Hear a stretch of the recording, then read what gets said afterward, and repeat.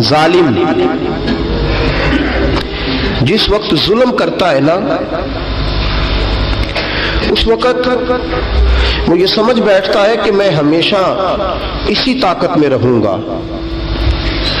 ظالم جب ظلم کرتا ہے تو وہ سمجھتا ہے کہ شاید یہی قوت، یہی طاقت، یہی جوانی، یہی اقتدار یہ قائم رہے گا، لیکن کبھی ظلم کا راج قائم رہ سکا نہیں، رہتا ہی نہیں۔ یزید نے ظلم کی حد کر دی، جب تخت حکومت میں بیٹھا تو ظلم کی حد کر دی، حد کر دی اس نے سمجھا تھا کہ شاید یہ اقتدار میرے پاس رہے گا، شاید یہ تخت جو میں نے سجایا ہے اس پہ سجا رہوں گا، بنا رہوں گا، قائم رہوں گا۔ اسے سمجھ نہیں نہ آئی کہ حکومتیں ظلم سے نہیں عدل سے قائم رہتی ہیں۔ میرے عمر فاروق رضی اللہ تعالیٰ عنہ کی حکومت عدل سے قائم تھی تو 12 سال قائم رہی، 12 سال قائم رہی، اور عمر چلے گئے، عدل کرتے کرتے چلے گئے۔ میں اگلے جمعے بیان کروں گا حضرت عمر کے بارے میں۔ جناب عمر چلے گئے، عدل کرتے کرتے دنیا سے رخصت ہو گئے، لیکن مدینے کی گلی سے بھی جا کے پوچھو گے تو عمر کے عدل کی گواہی دے گی۔ مدینے کی گلی اور مٹی بھی کہے گی کہ عمر عادل تھا۔ یزید نے ظلم کیا نا، پورے 4 سال رہا، لیکن اس کا خیال تھا کہ میں جمع رہوں گا، بنا رہوں گا، رہ سکا نہیں، رہ سکا، کیونکہ اللہ غافل ہے، اللہ کو پتہ ہے۔ اور ایک اور بات بھی، ایک اور جملہ بھی کہنے لگا ہوں، اسے بھی یاد رکھیے گا، ظالموں کو مددگار بھی مل جاتے ہیں، ظالموں کو مددگار بھی مل جاتے ہیں، بلکہ ظالموں کے مددگار زیادہ ہوتے ہیں۔ بدی جلدی پھیلتی ہے، گناہ جلدی پھیلتا ہے، ظالموں کے مددگار زیادہ ہوتے ہیں۔ یزید کو مددگار ملے، ابن سعد ملا، ابن زیاد ملا، شمر ملا، خولی بن یزید ملا، بڑے اسے مددگار ملے جو کہتے تھے کہ بالکل کوئی خطرہ ہی نہیں، دنیا تو ترستی ہے تیری دید کو، اور سب خیر ہے، ہر جگہ امن ہی امن ہے۔ یزید جب ظلم کر رہا تھا تو سمجھتا تھا مجھے کوئی نہیں پوچھے گا، کوئی میرے قریب نہیں آئے گا، لیکن یارو اس تک دنیا کا کوئی بندہ تو نہیں پہنچ سکا، لیکن اللہ کا قہر تو پہنچ گیا نا، اللہ کے انصاف کا ہاتھ تو پہنچ گیا نا، رب تو ہے نا دیکھنے والا۔ عبید اللہ ابن زیاد کے دربار میں جب سیدنا امام حسین کا کٹا ہوا سر پہنچا نا، اس نے ایک چھڑی پکڑی، اور چھڑی پکڑ کے نا تو امام حسین کے لبوں پہ مارنے لگا، کہنے لگا تجھے کہا تھا نا بات مان جا، کٹا ہوا سر تشت میں رکھا ہے، تجھے کہا تھا نا بات مان جا۔ راوی کہتا ہوں عبید اللہ ابن زیاد نے چھڑی ماری اور اس نے بے ادبی کی، کہنے لگا تو تھا ہی اس قسم کا، تیرا یہی حال ہونا چاہیے تھا معاذ اللہ۔ حضرت بریدہ اسلمی حضور کے صحابی دربار میں موجود تھے، فرمایا ابن زیاد تو برا ہے، تیرا باپ برا ہے، چھڑی پیچھے کر۔ کئی بار میں نے ان لبوں کو مصطفیٰ کو بوسے دیکھے ہوئے دیکھا ہے، پیچھے کر، پیچھے کر، ہٹا لے۔ راوی کہتے ہیں کہ 1 2 3 4 5 6 سال گزر گئے، وہی کوفے کا دربار، وہی محل، وہی تخت اور وہی تشت جس میں امام حسین کا سر رکھ کے لایا گیا تھا۔ 6 سال کے بعد مختار ثقفی حکمران بن گیا۔ مختار ثقفی نے کہا کہ میں چن چن کے ماروں گا وہ بندے جنہوں نے امام حسین کو قتل کیا تھا۔ 1 نہیں 2 نہیں 4 نہیں 6000 بندہ مارا اس نے، چن چن کے۔ راوی کہتے ہیں کہ یہ ابن زیاد 30,000 فوج لے کے نہر فرات کے کنارے میدان کربلا کے سامنے آیا اور اس نے جہاد کیا۔ مختار ثقفی نے ابراہیم بن مالک کو بھیجا، فرمایا جاؤ قتل کر کے لاؤ۔ लड़ाई शुरू हो गई। यकम मुहर्रम को हुई तो फिर बंद हो गई, फिर 5 को शुरू हो गई, फिर 7 को शुरू हो गई, 10 मुहर्रम का दिन आ गया। 6 साल के बाद वही ज़ोहर का वक्त आ गया। वही उबैदुल्लाह इब्न ज़ियाद जिसने इमाम हुसैन रज़ी अल्लाह ताला अन्हु को कत्ल करवाया था, वो गिरा हुआ है और जमीन पे गिरा है। उसकी गर्दन पे इब्राहिम बिन मालिक ने पैर रखा और उसकी गर्दन को काट के तश्त में रखा, और तश्त में रख के जब उसने कूफा भेजा, वही तख्त जिस पर उबैदुल्लाह इब्न ज़ियाद ने बैठ के इमाम हुसैन के मुबारक लबों पे छड़ी मारी थी, उसी तश्त पे रख के जब उसी उबैदुल्लाह इब्न ज़ियाद का सर सामने रखा तो कूफे के उस दारुल खिलाफा के एक कोने से एक बाबा बोला और बोल के कहने लगा, लोगों गवाह रहना, मेरा रब बड़ा आदिल है, गवाह रहना, अल्लाह बड़ा आदिल है। चीखता है, कोने से पुकारता, कहता लोगों अदल हो गया, इंसाफ हो गया, अदल हो गया, इंसाफ। देखो देखो, जब हुसैन का सर आया था, इब्ने ज़ियाद ने गुस्ताखी की थी तो कोने से आवाजें निकलने लगी थी कि ज़ियाद बुरा है, हुसैन अच्छा है। आज इब्ने ज़ियाद का सर आया है, आवाज फिर कोने से निकली है, लेकिन आवाज क्या गूंज रही है? आवाज फिर वही गूंज रही है, ज़ियाद इब्ने ज़ियाद बुरा था, हुसैन को अल्लाह ने बड़ी इज्जत अता फरमा रखी। मुकाफात अमल, मुकाफात अमल। अल्लाह गाफिल नहीं जालिम जो काम करते, अल्लाह गाफिल नहीं। 6 साल के बाद वही दिन, वही वक्त, वही घड़ी, वही लम्हा, वही सारा निजाम, वही दरबार। इंसान डरता नहीं, इंसान बाज आता, इबरत पकड़ता। इब्ने ज़ियाद उस वक्त कहता था कि मैं जाऊं हुसैन के पास, ये मैं जो होती है ये मरवा देती है। शैतान ने कहा था आना खैरुम मिनहुम, मैं बेहतर हूं। बस खत्म हो गया, खत्म हो गया। इब्ने ज़ियाद कत्ल हुआ, वही तारीख, वही जमाना। अल्लाह करीम ने उसको जिल्लत की मौत दी, मरा, और 30,000 फौज लेके निकला था, फिर भी बच सका नहीं। ये इब्ने ज़ियाद का हाल हुआ। इब्ने साद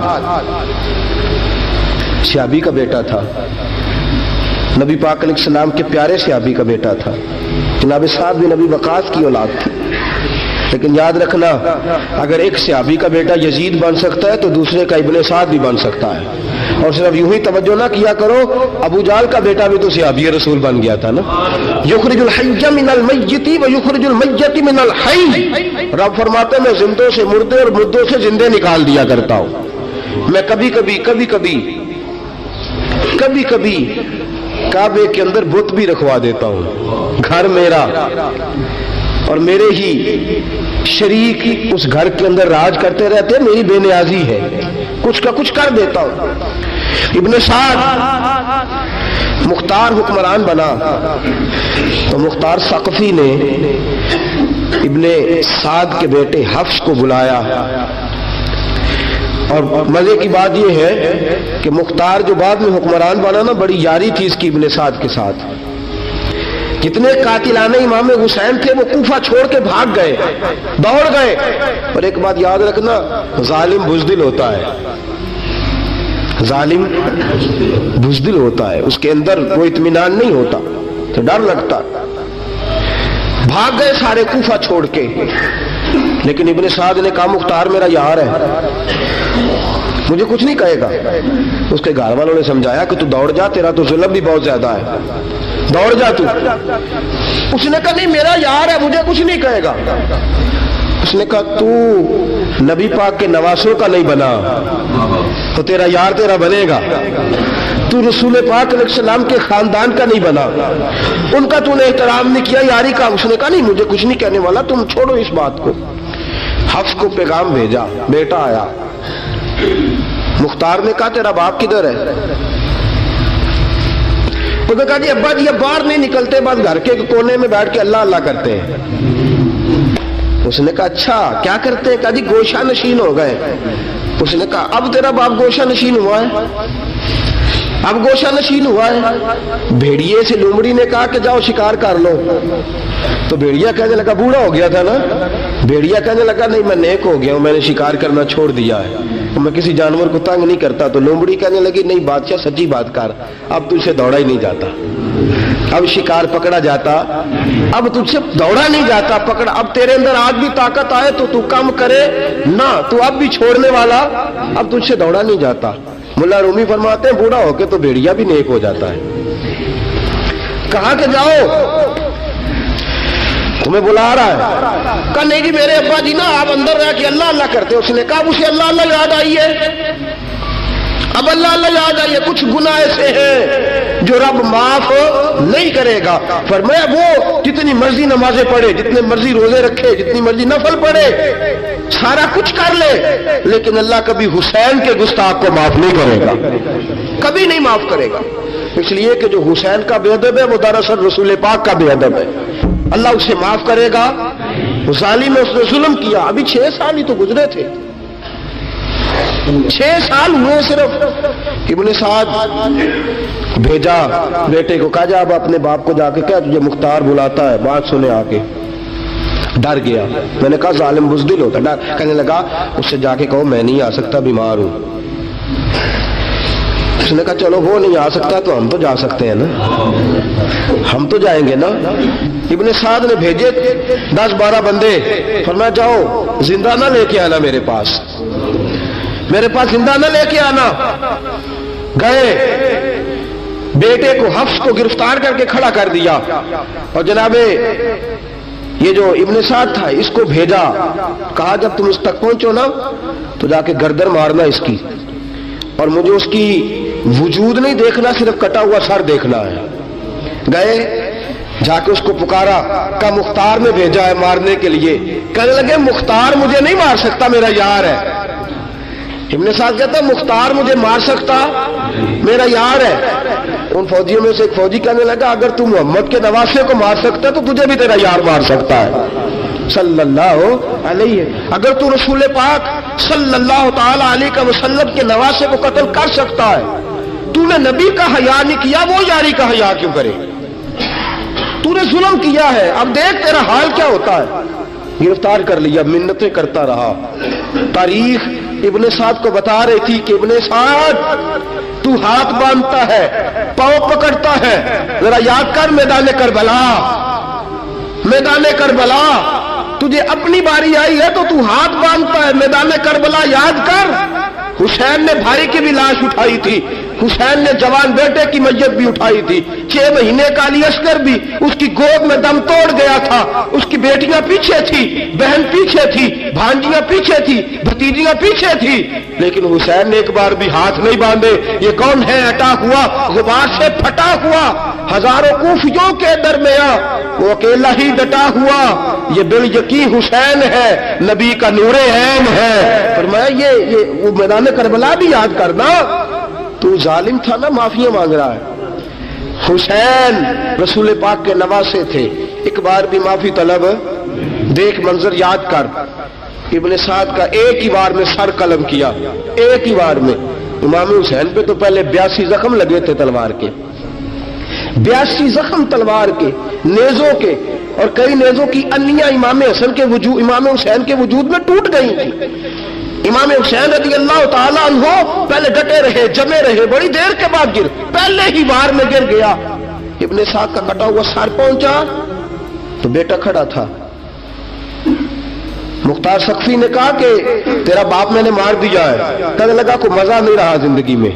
اس نے کہا چلو ٹھیک ہے تمہیں بھی مار دیتے ہیں. پھر مزہ نہیں رہا تو مار دیتے. کاٹ دیا سر اس کا بھی, دونوں سر کاٹے, تشت میں رکھے, اور مدینہ منورہ حضرت محمد بن حنفیہ رضی اللہ تعالیٰ عنہ جو امام حسین کے چھوٹے بھائی تھے, جناب علی کی دوسری زوجہ کے بیٹے تھے, جناب علی کے صاحبزادے ان کے پاس بھیجے, اور بھیج کے کہا کہ لو ابن سعد کا سر حسین کا بدلہ ہے اور اس کے بیٹے کا سر علی اکبر کا بدلہ ہے. جب محمد بن حنفیہ کے پاس پہنچے تو آپ نے فرمایا یہ کمینوں کے سر میرے بھائی کے سر کا بدلہ ہو ہی نہیں سکتے, یہ کہاں حسین کا بدلہ ہو سکتے ہیں. وہ حسین ابن علی, وہ حسین ابن علی, حسین ابن علی کی شان رفت کوئی کیا جانے, حسن جانے, علی جانے, نبی جانے, خدا جانے. وہ حسین ابن علی کہ باپ جنہاں دا ہر میدان اندر لڑدا رہیا سی کل ایمان بن کے، ماں جنہاں دی سجدۃ النساء ہوئے تے نانا عرش تے جاوے مہمان بن کے۔ فرمایا یہ حسین کا بدلہ ہو سکتے ہیں؟ وہ خولی بن یزید، خولی بن یزید جس نے امام حسین کا سر کاٹا تھا، پتہ چلا نا، دیکھیں نا امام حسین کو کتنے موقع ملے تھے کربلا سے جانے کے، پہلے موقع پر ہی اور بن یزید نے کہا کہ امام آپ جانا چاہیں تو میں رستے کھول دیتا ہوں، آپ تشریف لے جائیں۔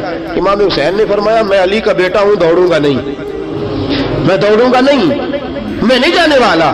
خولی بن یزید دوڑ گیا، کوفہ چھوڑ کے دوڑ گیا اور کسی دور دراز علاقے میں جا کے ڈیرا لگا لیا۔ پھر وہاں سے واپس آیا، کسی نے کہا امن ہو گیا، آجا، آ گیا دوبارہ کوفے۔ مختار کو پتا چلا کہ آ گیا ہے، پھنس گیا ہے، گھر پہنچ گیا ہے۔ اس کی بیوی جو تھی نا خولی بن یزید کی، بڑی محبت کرتی تھی نبی پاک کے خاندان کے ساتھ، حضور کے خاندان کے ساتھ بڑی محبت کرتی تھی، اور محبت والوں کا انداز پتہ کیا ہے؟ رنگے چمن پسند، نہ پھولوں کی بو پسند، ہم کو ہے وہ پسند جسے آئے تو پسند۔ یہ انداز ہے، انداز محبت یہ ہے کہ نبی پاک کا غلام نہ ہو، سگا چچا بھی ہو تو مانتے نہیں، غلام نہ بنے، سگا چچا بھی ہو تو مانتے نہیں، اور نبی پاک علیہ السلام کا غلام ہو، چاہے حبش کا رہنے والا بلال ہی کیوں نہ ہو، سردار مانتے ہیں۔ یہ انداز محبت ہے۔ وہ بیوی بڑی محبت کرنے والی تھی، اس نے پیغام بھیجا، اس نے کہا آ گیا ہے گھر، بندے بھیجے، کہا جاؤ خولی کو پکڑ کے لاؤ۔ مختار نے کہا جلدی لاؤ، حکمران نے حکم دیا، لاؤ پکڑ کے۔ گئے گھر کے اندر گئے تو چھپ گیا، چھپا کہاں؟ ٹوکرے کے نیچے۔ میں نے کہا ظالم بزدل ہوتے، ایک ٹوکرے کے نیچے چھپ گیا۔ بیوی سے کہنے لگا، ان سے کہنا میں گھر کوئی نہیں، ان سے کہو میں گھر نہیں۔ بیوی کہنے لگی چلو ٹھیک ہے۔ دروازے پہ گئی، وہ کہنے لگے ہم خولی بن یزید کو گرفتار کرنے آئے ہیں۔ منہ سے پکار کے کہنے لگی گھر کوئی نہیں، منہ سے، اور ہاتھ کے اشارے سے کہنے لگی وہ ٹوکرے کے نیچے چھپا ہوا ہے۔ منہ سے کہنے لگی کوئی نہیں گھر، تاکہ سن لے، اندر سن لے۔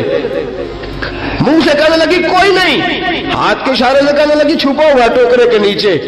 گئے، جا کے ٹوکرا ہٹایا، اپنے پاس بہت ساری دولتیں اور جائیدادیں وہ ساری دے دی۔ کہنے لگا یہ میرے پاس کتنا پیسہ ہے، یہ بہت سے کاغذات ہیں، یہ کتنے زیورات ہیں، لے لو، مجھے چھوڑ دو۔ انہوں نے کہا وہ حکومت کدھر ہے جس کے لیے تم نے حسین کا سر کاٹا تھا؟ کدھر ہے وہ تمہارے تخت، اور کدھر گئی وہ تمہاری سلطنتیں، اور کدھر گئی وہ تمہاری دولت اور اقتدار، اور کدھر ہے وہ تمہارا اسلحہ جس کی بنیاد پر تم نے رسول پاک کا خون میدان کربلا میں بہایا تھا؟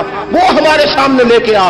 کہنے لگا یہ تھوڑے سے انعامات جو میں نے اکٹھے کیے تھے، یہ دنیا کی گندی دولت، اس کے لیے میں نے میدان کربلا میں امام حسین کا مبارک سر مبارک تن سے جدا کیا تھا، لے لو، مجھے چھوڑ دو۔ انہوں نے کہا نہ دنیا میں لے تجھے چھوڑیں گے، اور نہ اللہ ہی تجھے قیامت کے دن چھوڑے گا۔ گرفتار کر کے لائے، گرفتار کر کے لائے۔ مختار نے کوفے کے بازاروں کے اندر اعلان کیا کہ آؤ باہر نکلو، تمہیں بتاؤں حسین ابن علی کا خاندان گرفتار کر کے انہی کوفے کی گلیوں میں پھرایا گیا تھا نا، یہی گھمایا گیا تھا، آؤ تمہیں دکھاؤں خدا کا انتقام اور اللہ تبارک و تعالیٰ کا انصاف تمہیں دکھاؤں، آؤ میدانوں میں نکلو، گھروں سے باہر آؤ۔ مختار ثقفی اگرچہ بندہ آباد میں یہ بھی ٹھیک نہ نکلا، لیکن بعض اوقات میرے نبی پاک علیہ السلام نے فرمایا اللہ اپنے دین کا کام اپنے نافرمان سے بھی لے لیا کرتا ہے، اس نے کام لینا ہو فاسق سے بھی لے لیتا ہے۔ اللہ نے لے لیا کام، نکلو میدانوں میں، نکلے باہر، چوک بھر گئے، گلیاں بھر گئیں، کوفے کے محلات بھر گئے۔ مختار نے کہا لوگوں 6 سال پہلے کی تاریخ بھی ذہن میں رکھنا، اور آج کا دن بھی تم کبھی مجھے وہ خولی بن یزید ہے کہ یہ نعرے لگاتا تھا کوفے کی گلیوں میں کہ میں نے حسین کا سر کاٹا ہے، میں نے حسین کا سر کاٹا۔ تمہارے سامنے کھڑے، پوچھو اس سے پوچھا بھی تو نے حسین کا سر کاٹا؟ کہنے لگا جی میں نے تو بالکل نہیں کاٹا تھا، میں تو انعام کے لیے نعرے لگاتا تھا، میں نے تو نہیں کاٹا۔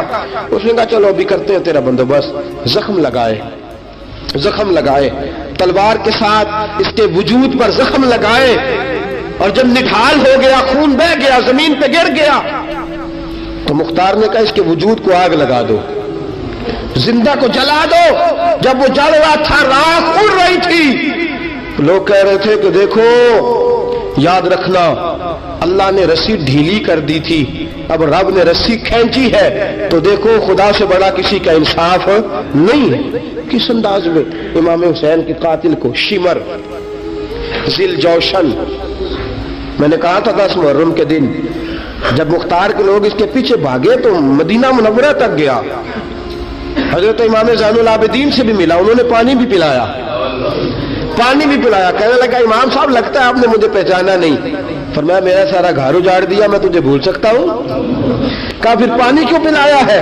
فرمایا بند کرنا تمہارا کام ہے اور دشمنوں کو پلا دینا یہ ہمارے خاندان کا رواج ہے۔ فرمایا مجھے میرا سارا گھر اجاڑ دیا، تجھے کبھی بھول سکتا ہوں؟ بھول ہی نہیں سکتا، لیکن چونکہ ہمارے گھر کا کوئی مزاج ہی تھوڑا منفرد ہے، ہمارا کوئی انداز ہی تھوڑا مختلف ہے۔ شمر دوڑتا امام زین العابدین سے کہنے لگا پناہ، مجھے پناہ ملے گی؟ آپ نے فرمایا جیسے اللہ پناہ نہ دے اسے بندہ بھی نہیں دے سکتا، تیرے پاس اب چارہ کوئی نہیں، اس لیے کہ اب تجھے دیکھے نا، یاد رکھنا ظالم دوڑتے ہیں نا، جب ظالم دوڑتے ہیں تو پناہ مانگتے پھرتے ہیں، جب ان کا توتی بولتا ہے تو کہتے ہیں ہم چما دیگرے نیست، ہمارے جیسا کوئی اور ہے ہی نہیں، اور جب رسی کھینچتا ہے اللہ تو پھر بھاگے پھرتے ہیں گلیوں اور بازاروں میں، دوڑے پھرتے ہیں۔ اس لیے کہتے ہیں کہ ڈر کے رہنا چاہیے، ڈر کے۔ آج بھی ان کے ساری شمر کو کہا کہ تو اب تجھے کوئی پناہ دے نہیں سکتا، اس لیے کہ تو اللہ کی پکڑ میں آنے والا ہے۔ شمر دوڑتا دوڑتا ایک گاؤں میں جا کے چھپ گیا، وہاں کے لوگوں کو مارا پیٹا، کہا قبر کسی نے بتایا تو گردن اڑا دوں گا۔ رات کا سناٹا چھایا تو مختار سقفی کا گروہ پہنچ گیا، شمر کو گرفتار کر کے لایا۔ مختار سقفی نے کہا کہ اس کے نا ہاتھ اور پیر باندھو، یہ پانی بند کرتا تھا میرے امام کے بچوں پر، یہ پانی بند، اور نعرے لگاتا تھا، کھڑا ہو کے کہتا تھا کہ امام پانی جانوروں کو دوں گا، درندوں پرندوں چرندوں کو دوں گا، لیکن اگر علی اصغر مانگے گا تو پھر نہیں دوں گا، علی اکبر مانگے گا تو پھر نہیں دوں گا، عباس مانگیں گے تو پھر نہیں دوں گا، اگر زین العابدین مانگیں گے تو نہیں دوں گا، سکینہ شہربانو اور زینب کو پانی نہیں ملے گا، باقی ساری کائنات پیے گی، آپ کو نہیں ملے گا۔ یہ وہی شمر تھا، گرفتار کر کے لایا، 3 دن تک پیاسا رکھا اور زبان اتنی لمبی باہر نکل آئی، العطش العطش کی آوازیں بلند کرنے لگا۔ کہا جناب اس کا کرنا کیا؟ کہا اس کے ہاتھ باندھ دو، پیر باندھ دو، اور جو بھوکے کتے ہیں نا جن کو کئی دنوں سے میں نے بھوکا رکھا ہوا ہے، وہ کتے اس پر چھوڑو، اور جب کتے اس کا گوشت نوچے تو کوفے کے بازاروں میں اعلان کرنا کہ جو نبی پاک کی اہل بیت کا گستاخ ہو اسے اسرائیل بھی جان نکالنے نہیں آتے۔ کتے نوچتے ہیں، تڑپتا ہے لیکن جان نکلتی۔ کہا آؤ دیکھو آ کے یہ ہے میت کسی بے ادب کی، منہ دکھانے کے قابل نہیں ہے، ان کے دشمن پہ لعنت خدا کی، رحم پانے کے قابل نہیں ہے۔ فرمایا دیکھو جان بھی نہیں نکل رہی۔ فرمایا یہ وہ ہے جس کو 2 گز زمین بھی نہیں مل سکی، کتوں کے پیٹوں میں اسے جگہ ملی ہے، یہ وہ تھا۔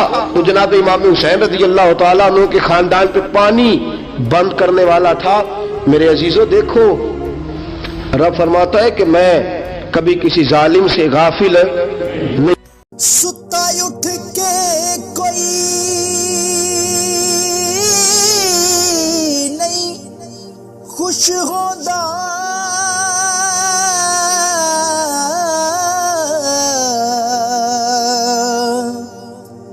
بڑے ستے جگا کے میں ویکھیا